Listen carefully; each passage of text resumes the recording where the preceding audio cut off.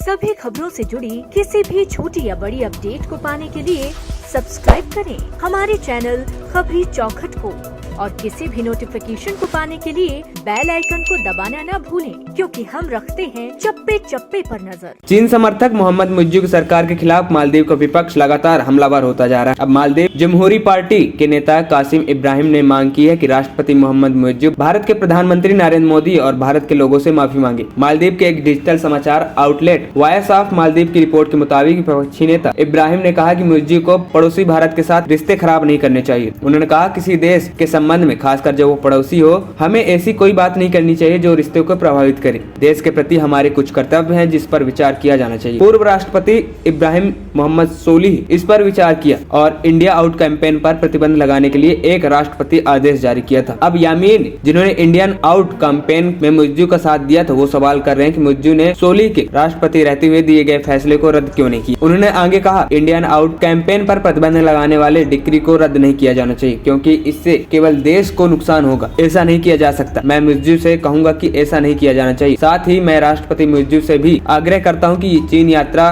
के बाद अपनी टिप्पणियों को लेकर वो भारत सरकार और प्रधानमंत्री मोदी से औपचारिक रूप से माफी मांग ले। पिछले साल की शुरुआत में मालदीव के तत्कालीन राष्ट्रपति इब्राहिम सोलिह ने एक डिक्री पर हस्ताक्षर किया था, जिसमें कहा था कि विपक्ष यानी मुइज्जू की और उनकी पार्टी का इंडियन आउट अभियान राष्ट्रीय सुरक्षा के लिए खतरा। डिक्री सुरक्षा एजेंसियों को कैंपेन के बैनर हटाने और विपक्षी दलों के खिलाफ कार्रवाई करने के लिए संवैधानिक अधिकार देता है। मुइज्जू मालदीव की सत्ता में इंडियन आउट कैंपेन के तहत आए और उनका दावा है कि द्वीप देश मौजूद में भारत की सेना आंतरिक मामले में हस्तक्षेप करती है। इस अभियान के जरिए मुइज्जू का मूल उद्देश्य मालदीव के तत्कालीन राष्ट्रपति, मालदीवियन डेमोक्रेटिक पार्टी के नेता राष्ट्रपति सोलिह, जिन्हें भारत का करीबी माना जाता है, को सत्ता से हटाकर खुद राष्ट्रपति बनना था। मुइज्जू अपने मंसूबे में कामयाब हुए और अब वे भारत को अपना विरोधी मानते हैं और भारत के खिलाफ जाकर चीन के साथ अपने रिश्ते को तेजी से आगे बढ़ा रहे हैं। जनवरी की शुरुआत में ही वो 5 दिनों के लिए चीन के आधिकारिक दौरे पर गए थे। उनके चीन के दौरे के बीच भारत और मालदीव के राजनयिक विवाद छिड़ गया, जब उनके 3 उपमंत्रियों ने प्रधानमंत्री नरेंद्र मोदी के खिलाफ आपत्तिजनक टिप्पणी कर दी। दरअसल पीएम मोदी ने पर्यटन को बढ़ावा देने के लिए अपने लक्षद्वीप दौरे की कुछ तस्वीरें सोशल मीडिया पर शेयर की थी, जिस पर मुइज्जू सरकार के उपमंत्रियों ने आपत्तिजनक टिप्पणी की और लक्षद्वीप को मालदीव से कमतर दिखाने की कोशिश की। उन्होंने भारत के स्वच्छता पर भी